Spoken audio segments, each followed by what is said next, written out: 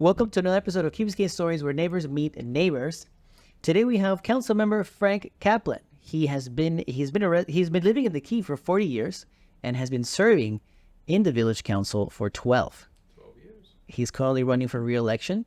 So I'm sure a lot of people know Frank, but we're going to go and get to know him a little bit more here for us. Thank you for jumping on the show. How are you doing today? I'm doing wonderfully. It's not raining. It's good to be with you. So we have a set of questions we've been asking all the candidates, and we're just going to run through them. So we'll dive right in. We have a couple of icebreaker questions. What's the best piece of advice you've ever been given? It depends on my age.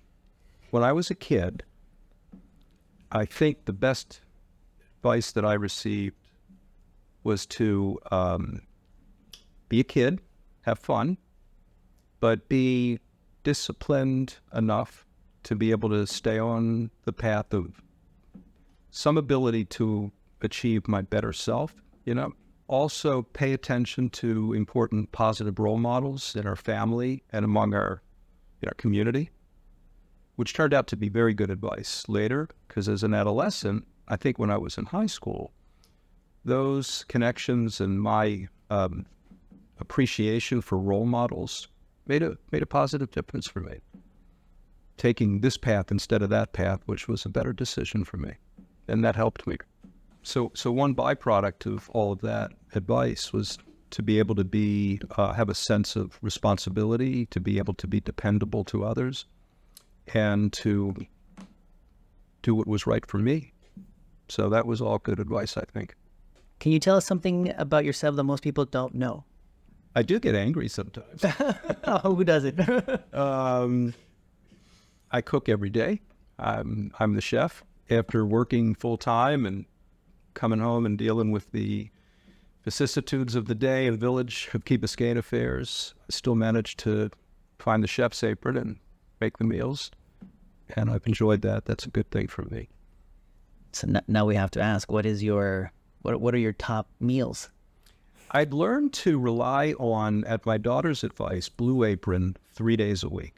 Okay. And they just send a box of food with recipes, and it's pretty easy. You still have to prepare the food, but all the thinking is done. Mm-hmm. The other 4 days a week, I improvise, and I try to mix it up. And I'm actually looking through cookbooks and taking advice, and I try to do new and novel things, some of which are thudding failures, and others of which elicit polite acclaim, and some of which are very good. So it's an experiment, but we're working on it. I'm getting this image of a potential future show of cooking with Council Member Frank Caplan. Let's do it. And we could discuss a particular issue. I'll be talking about herbs and spices. That'd be thrilling. I like that. Knife skills, very important, especially cleaning up and loading the dishwasher properly. Years of experience from a disapproving mother-in-law on how to load the dishwasher. Help. Cooking and cleaning as you go is key. Yep.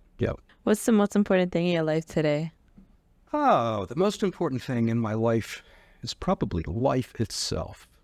We're probably at the age that we've gotten to and the stage of life we're in, probably in a pre-transitional mode. And I think, holding on to health is really, really important to me.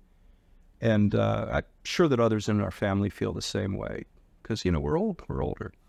So health and wellness, and just keep going. Work continues to be very stimulating and satisfying, and I take a lot of pride in that. In some respects, it's easier, experienced, and I can do things without the same degree of prep stress and the like. So work is really good. Things out here in the village are endlessly interesting and satisfying for me. So I feel like I'm kind of riding the wave, but I also, I don't know when, but there will be an end and it'll change. So I'm pretty much appreciating every day.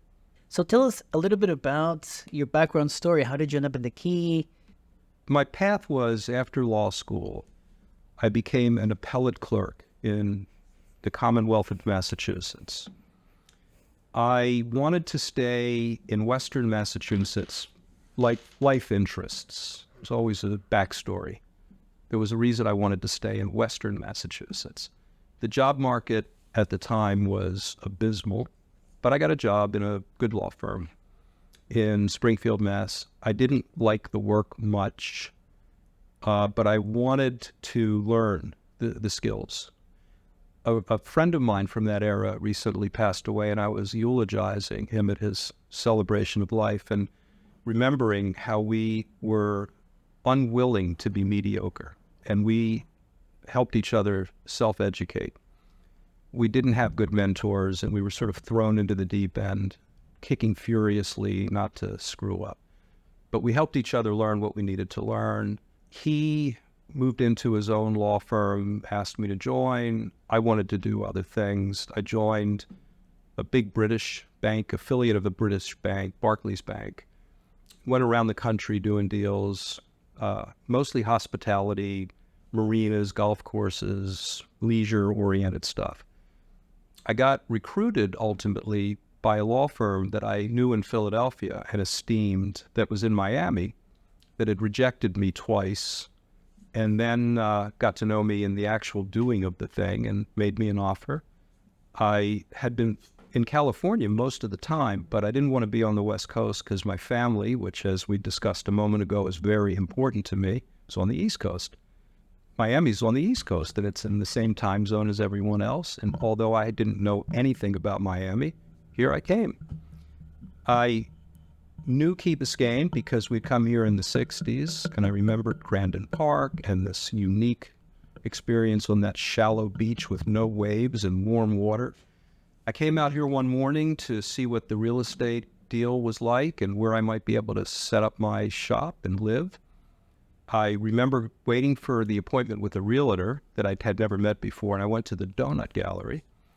And there at about 8:30 in the morning, I found this vibrant, loving, embracing community early-ish in the day in each other's lives in a very positive way. And that moment of community at the Donut Gallery made me think, this is all I need to know. I've seen enough. And that's the story. So I came here. I moved to Botanica. Almost no one was living in Botanica at the time. And we made a life.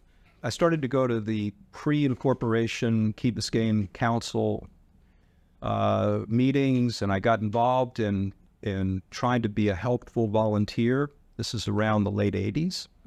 I remember Helen White was my initial contact to put me to work.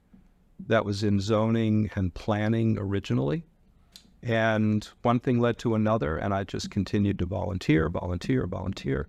It just kept going, never stopped. Wait, did you serve in the first council? No.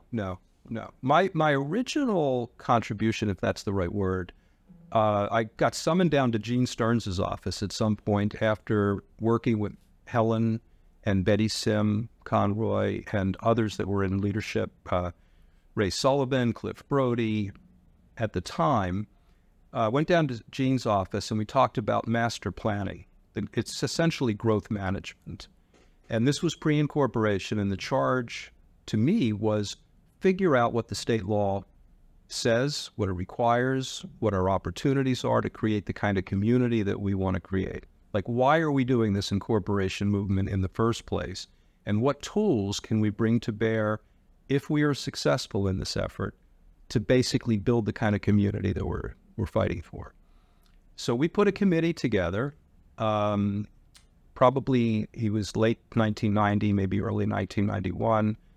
Months before the vote for incorporation, certainly did a lot of work, both in zoning and especially in comp planning, master planning.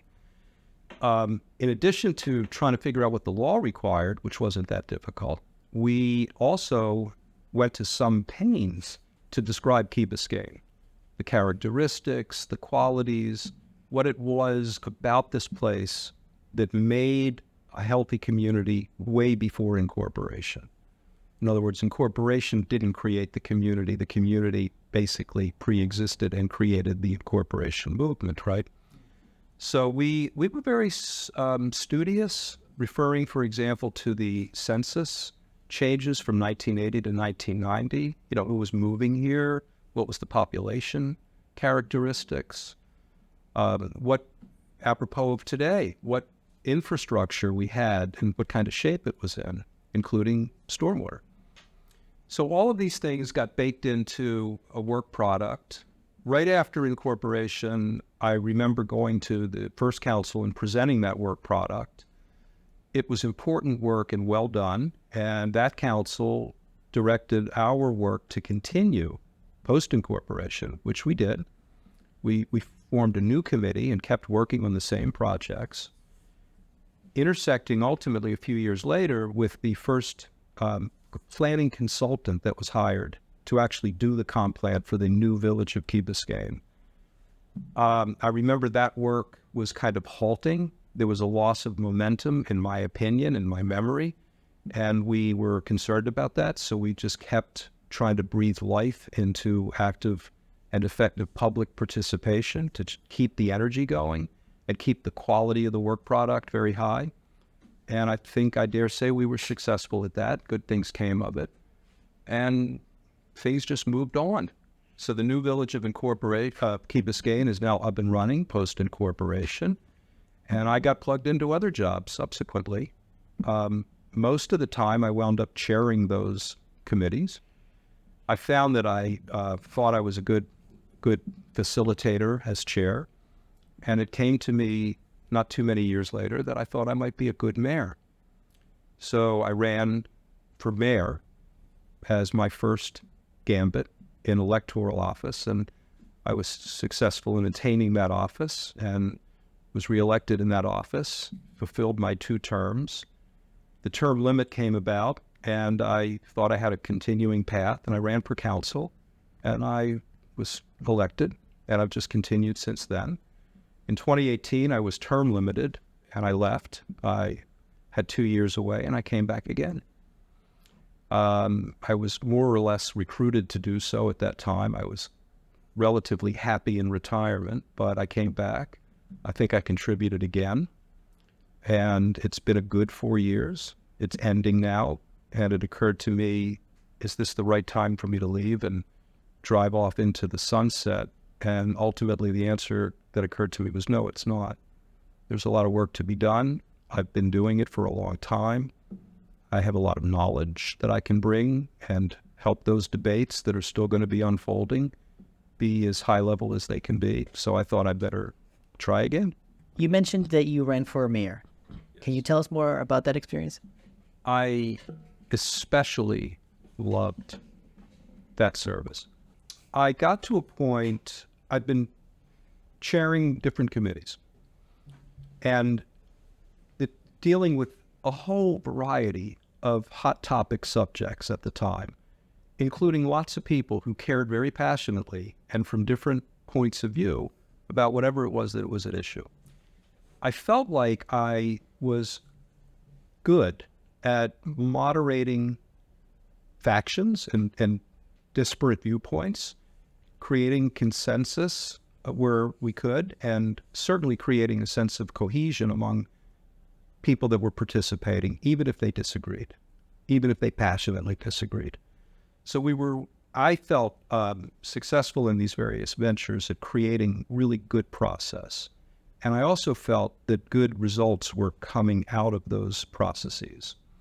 So when it came time for me to see where could I be most useful, I developed this ambition and a sense that I could fulfill the ambition effectively as mayor specifically.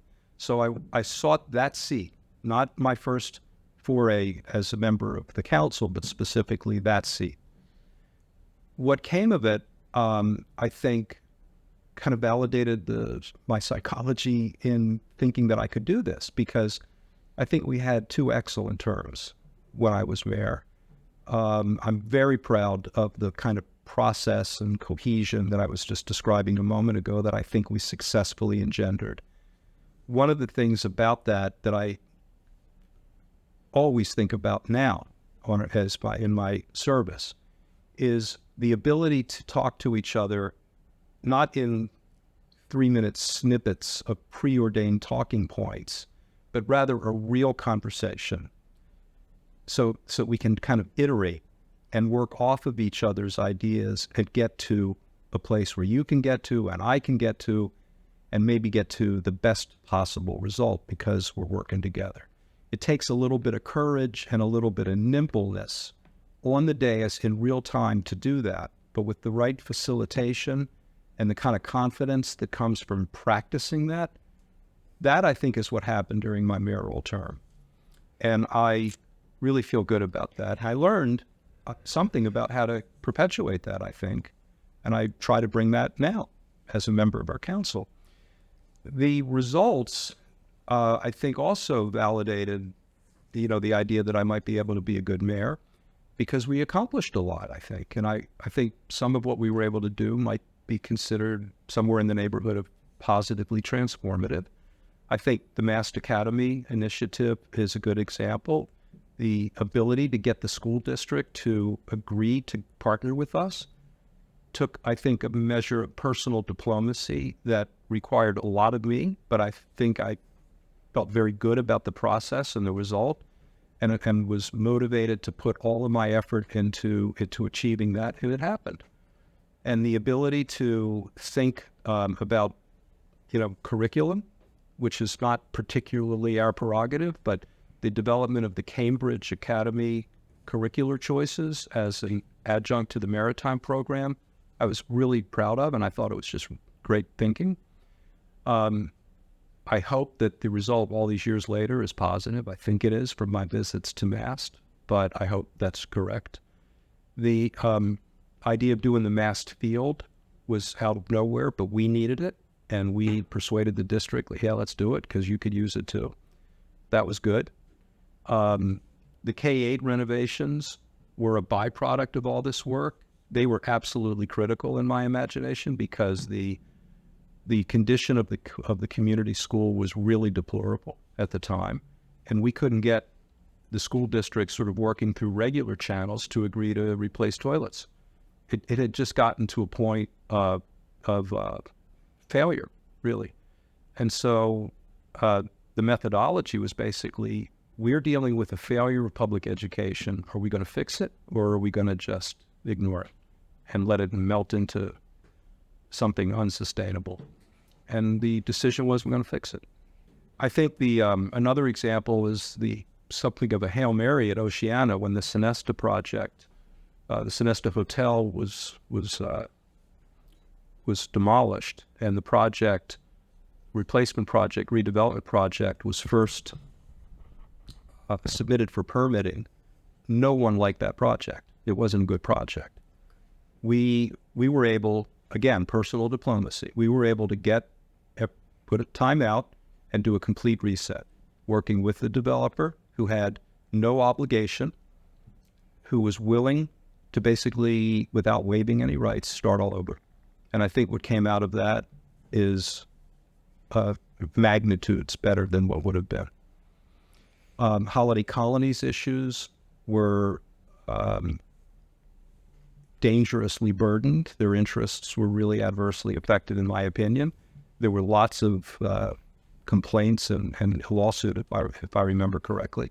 We were able to clean all that up and satisfy the proximity between the new development and Holiday Colony, which resulted in those townhouses that are the same proportionality as the neighboring street, which is Atlantic Road.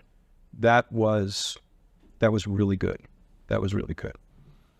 I think also what I really invested in, which I felt had not been really attended to with any kind of energy previously, was intergovernmental relations. We really got active on the League of Cities Board. I joined the Regional Planning Council to put my own sweat equity into creating relationships that I thought could help us at home. I got appointed to serve on the statewide umbrella agency, and I continue to do both of those things even this day, because I think they yield fruit for us. It's better to have rapport and relationships with people that might be able to help. Not to mention the simple exchange of ideas and best practices we bring home, and that helps us be smarter.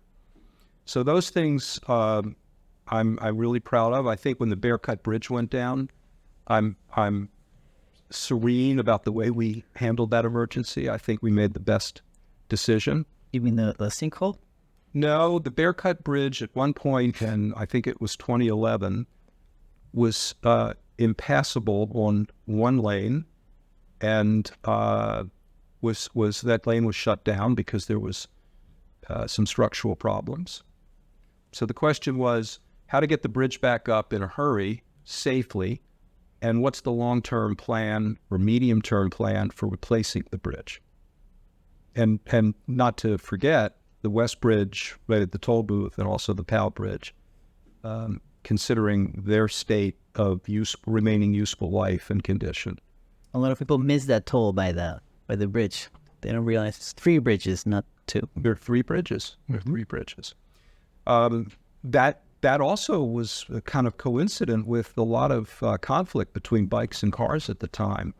We, and I personally, and we collectively really engaged in trying to reduce those conflict points and create more harmony on the part of the causeway that's actually a recreational amenity as opposed to a road. They are the same thing, but making those 2 different functions coexist better was something we put some effort into. I think for the sake of some improvement. So those were that's my experience more or less as mayor. The best thing with all the tangible accomplishments that I've just rattled off, I think, was that process of being able to work most effectively as a body. I felt really good about that, and I still do. I like your focus on process, and then when you sit in council and I'm listening to the meetings, you always talk about the importance of process. Because at the end of the day, without a good process, can't get anything done at the end of the day. I think the 2 years that I was out of service after my term limit, we saw an example of what happens when that degrades, and that's one of the reasons I ran in 2020. I thought I could come back and help with that. It's probably for others to determine how well I've done at that, but I personally feel good about that contribution. And I think my colleagues on the dais presently probably agree because they encouraged me very strongly to run again. So that's validating. And what do you think the most important issues that the Key is facing today? It's funny how issues come up. They pop up out of nowhere. So they're going to be temporal problems that arise that might not be on my mind today, but will be a preoccupation tomorrow. That happens. 3 things, right? They're kind of conceptual, but the first that I would mention is our extra-jurisdictional dependence and need to rely on intergovernmental relationships that we have very limited control over. Some degree of influence over if we're good, and if that personal diplomacy is brought to bear in an engaging and constructive way, we can be influential. But ultimately, for various reasons, we are a bit vulnerable and dependent on other agencies, other governments, to basically do the right thing and support our local interests. So what that requires, it seems to me, in the challenge is to never stop engaging with our governmental partners. I mentioned a bit ago, I committed a fair amount of my personal time and energy to the Regional Planning Council and the Florida Regional Council Association to try to be able to have leverage to be more influential in this regard, because I think it is so important. A couple of illustrative examples of why this comes up potentially all the time in an either positive or threatening way. One example is the causeway. The utilization of Virginia Key by the city of Miami as essentially a land bank to generate special event revenues to the detriment of the village of Key Biscayne and our traffic is a problem. It's not easy to work with the city of Miami. And so patience and persistence are, it seems to me, really required, and relationship building to the best of our ability. Another example is the issue with preemption at the state.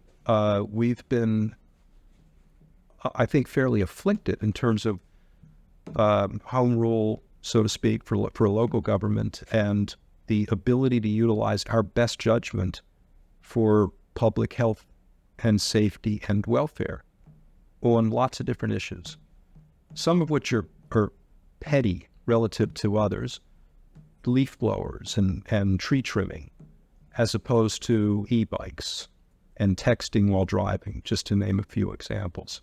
And then, we've talked lately about the Live Local Act, and to whatever extent that is not simply a theoretical threat, what does a city do like ours to protect itself against that which it simply cannot endure, which is a massive dump of density under the rubric of affordable housing?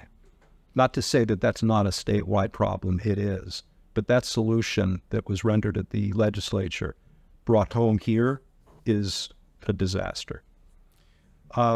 Lastly, it occurs to me, funding sources, relying on other people's money to do the things that we know we need to do here. We're doing very well at that now, but that just has to continue. Second point dovetails into that last one. The second problem is this whole resilience and adaptation survivability plan, I'll call it, instead of the big dig. The controversy associated with this is foreseeable. The complexity and cost and inability to accurately, reliably, with perfect clairvoyance, anticipate that every decision we're making will be successful and effective as intended in the near term, the medium term, and the long term, especially given climatological conditions that are estimated but not known until they're known. So this is a tough problem, and I think one of the things that causes us to need to focus on doing better is communicating better. In terms of what I hope to accomplish in the next term, if I'm elected, I am really focused on that, communicating better. We communicate a lot. We employ graphic presentations that are superior to anything I've ever seen before, but I don't think we're communicating effectively, adequately, frequently. The last thing is something I've been thinking about more or less since pre-incorporation, which is the demographic changes in the island.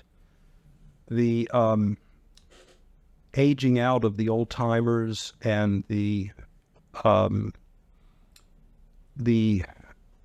frequency and sort of organic population growth of people coming into the island from other places has really changed the demographic mix. One of the consequences, I think, is that the built-in knowledge and history and sort of mutually shared sense of what's qualitative and precious about Key Biscayne is not so reliably and automatically shared pervasively as it used to be. So the ability to draw on that cohesive community is potentially reduced as a result. And I think we can't let that happen. It's too fundamental to what is the nature and definition and defining quality of this community. And it's also too fundamental to our effective processes that we were talking about a bit ago. An obvious point of this is our population has grown so much, and traffic is unrecognizably different than it was a generation ago, and it's bad, and it's hard to solve. So, and then, you look at what's going on around the country, and factionalism develops to a point where people can't even comprehend each other and don't want to. They don't think it's important to, potentially, because they're living in different cultural bubbles. Can't let that happen here. So those are the three things that I think are, come to mind automatically as far as challenges. Can you share with us some things that you believe the Key is doing well? Yeah, I can. I think we're fulfilling the best promise of incorporation quite well. If you look back to the aspirations of beautification, excellent governmental services, all of the ambitions in 1991, I think we're doing great. I really do.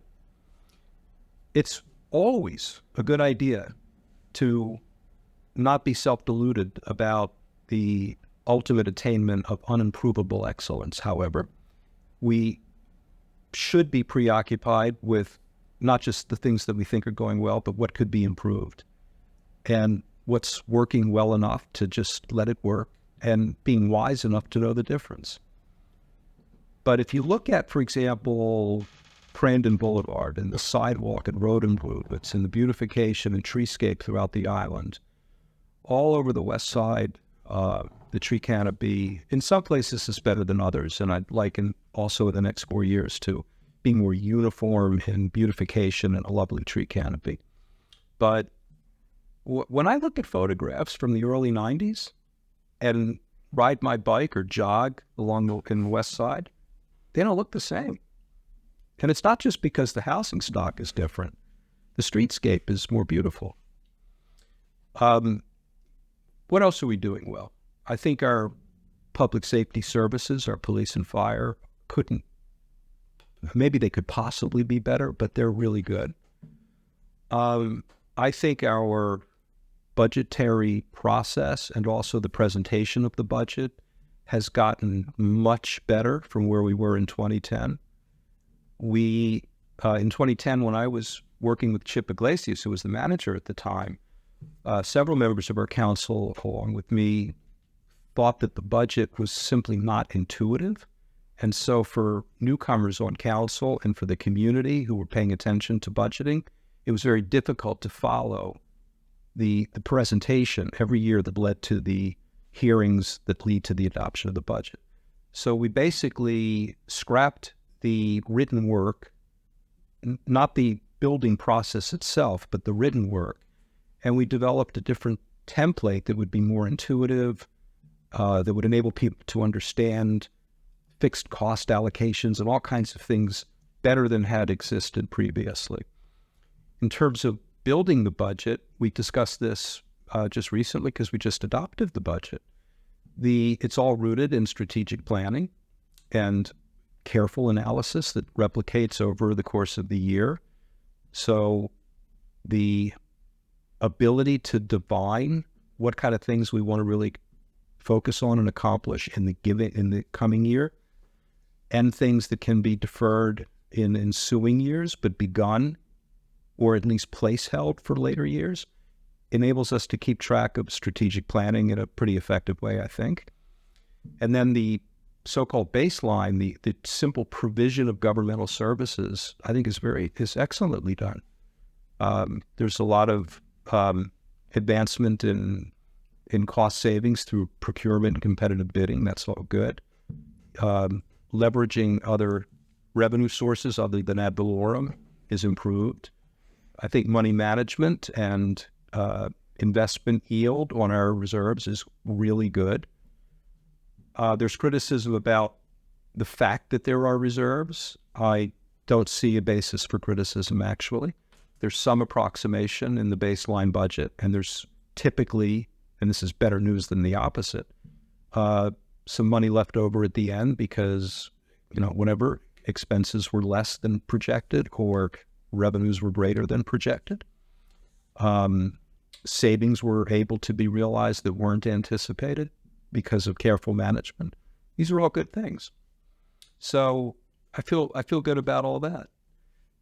And maybe most fundamentally, despite what I just said about the demographic change and some degree of fretfulness about, losing that knowledge base, that sort of cultural connection with our history because of the displacement of old timers with newcomers, especially newcomers that may not in their lives from wherever they came from be so community embracing as we always have been. Worry about that.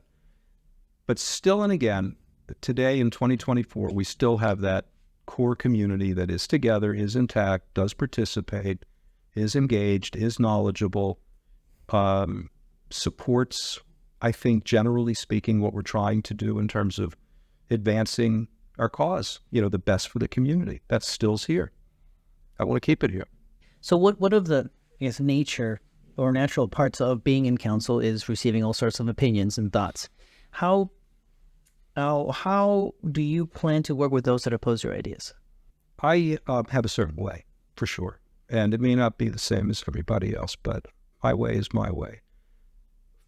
To begin with, I think it is my responsibility, at the core level of responsibility, to be as accessible to the person who thinks I'm doing a terrible job and disagrees with everything I say and think as, the fan club, so to speak.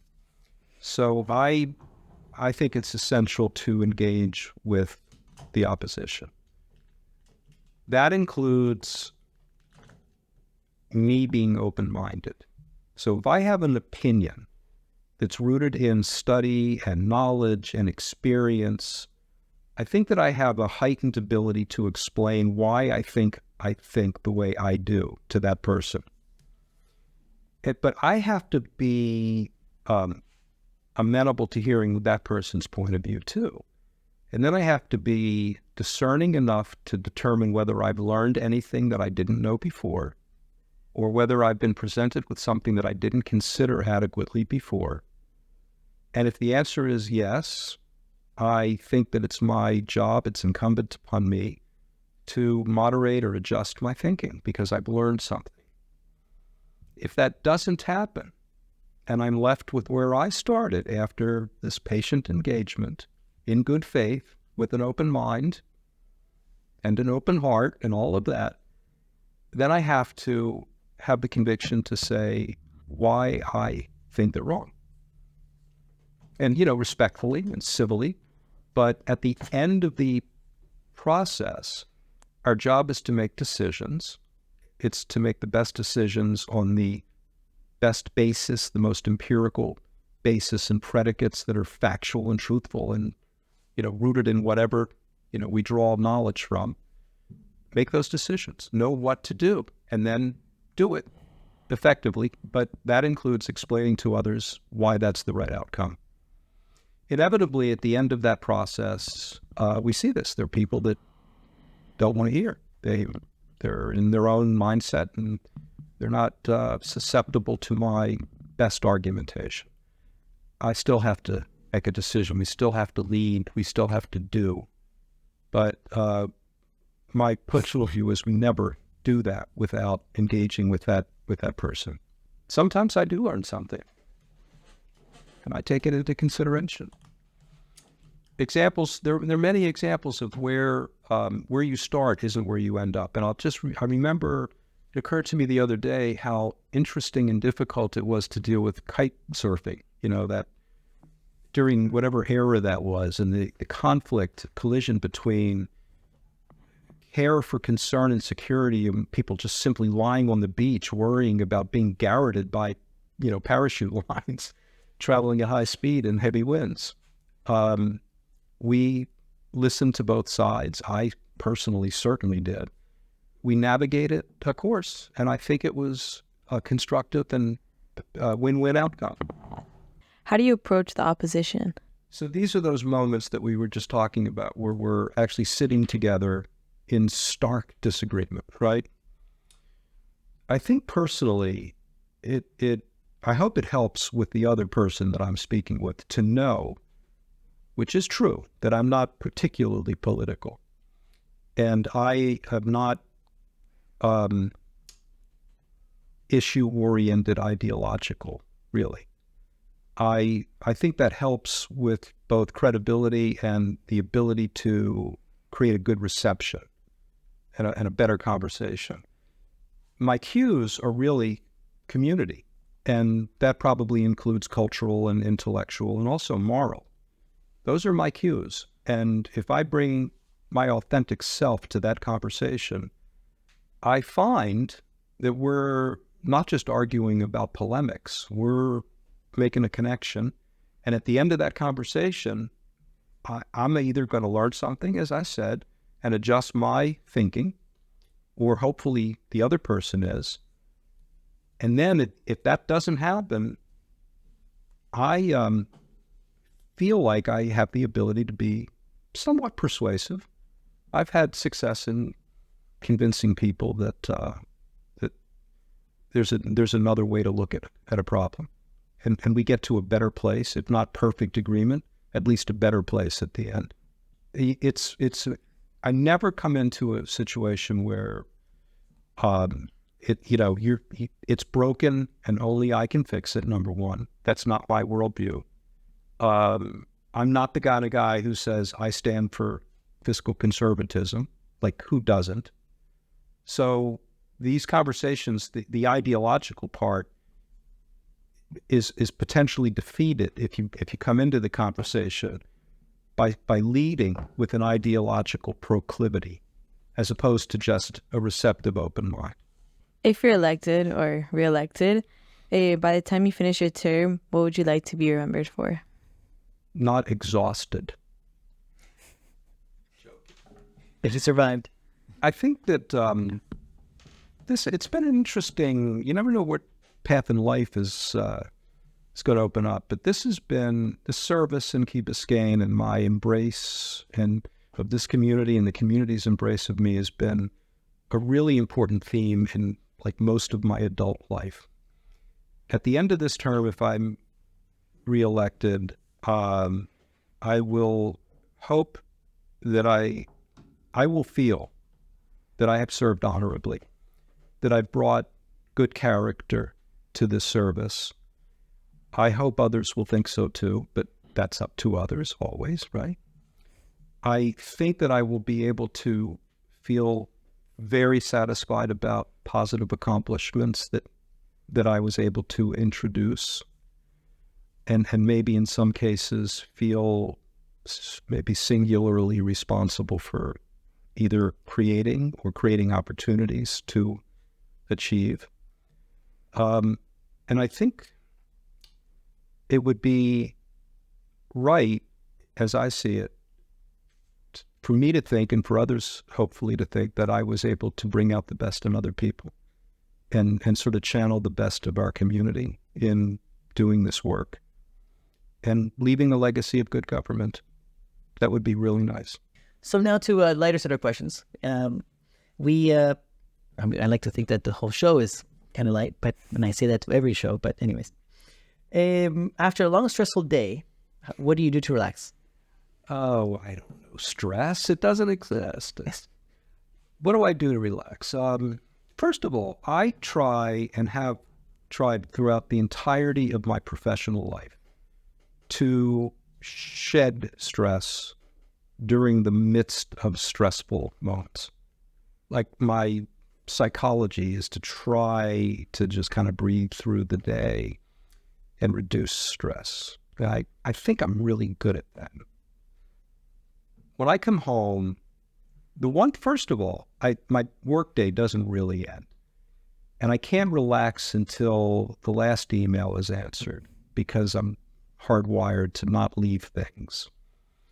So I tend to do a little of that cleanup work, and hopefully it doesn't take a long time.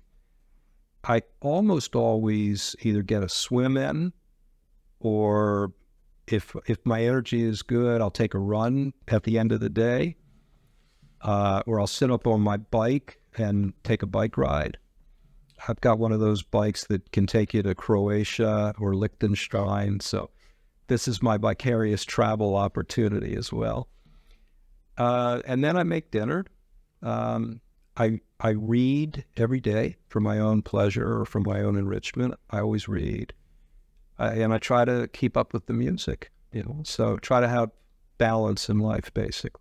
And what's your go-to meal if you have like a last-minute guest for dinner? Today is actually a good example of the answer. We have a friend visiting that used to live on the Key. She lives in Dallas now. Paige Sonneman is visiting us and talking about dinner. And I had all these ambitions, what I was going to make tonight. And she said, "Sir, pizza." But that's not typically my go-to answer. Easiest thing for me to do is grill something because it's easy. But if it's something else, I'll make a fish dish. I got a couple of go-to recipes where I'll make pasta, whatever I'm in the mood to do. What do you love most about the Key? It's not the weather. I moved to Florida ambivalent about Florida weather. I came here for different reasons. I love Key Biscayne's community. I've always liked islands and the kind of psychology of being separate. It's been a thing with me. Islands are important to me. When I was a kid, I spent a lot of time on an island in Maine, and later in life at an island in New York. It's a thing in my worldview that I treasure, that kind of isolation but proximity to the greater world. And the insularity but also sophistication and talent of islanders, in my experience, like the self-selection of people that come to places like this result in having an opportunity to know truly wonderful people. There's just something about making the life choice to be relatively inconvenienced on an island. I just love that. So this might sound a little fictional, but I actually think that exists here for me, and it always has. So the community is what drives me in Key Biscayne. I use the parks all the time. I'm always running through the neighborhoods. It just is home. So I that's it for me. I don't feel that way about Greater Miami necessarily. If it wasn't for Key Biscayne, I'm not sure I'd be here for 40 years. Other options come up from time to time, and I keep saying no because my flag is planted here, and here I stay. And what's your perfect weekend for you in the Key? Perfect weekend is the one that unfortunately rarely happens, but historically it's the same thing as now. I still work on the weekends. I tend to prepare for whatever's coming up on the next week on the weekends. But basically, I'm on my time, my schedule, and working around a couple of things. One is I get a lot of exercise on the weekends. I always have, and I still do. Whether it's running or biking or swimming or all three, I do that in the weekends. Kind of like I'm a furious triathlete. I really try to squeeze that in intensely. And the second thing that I always do on Sunday is read the paper. And I want as much time as I want to do that. And I tend not to answer the phone, and I don't do emails, and I don't do any of that. I just try to relax and read the paper. And I do check in with family a lot on weekends. I call people, and we reconnect. And I like to make dinner and just have peace in the evenings. That's about it. Pretty simple lifestyle. Awesome. Well, thank you so much for jumping on the show and sharing your story. I always like to thank the people who are running, and of course you, since you've been serving already for 12 years, for all the time that you've taken to serve. You know, the time that people, I'm sure there's a lot of time that people can't see, like all the time that you study on your own, prepare for a council meeting, the time away from your family. So thank you for your service. It's a labor of love, as I've said many times, and I hope to keep going. Thank you for spending your Sunday with me.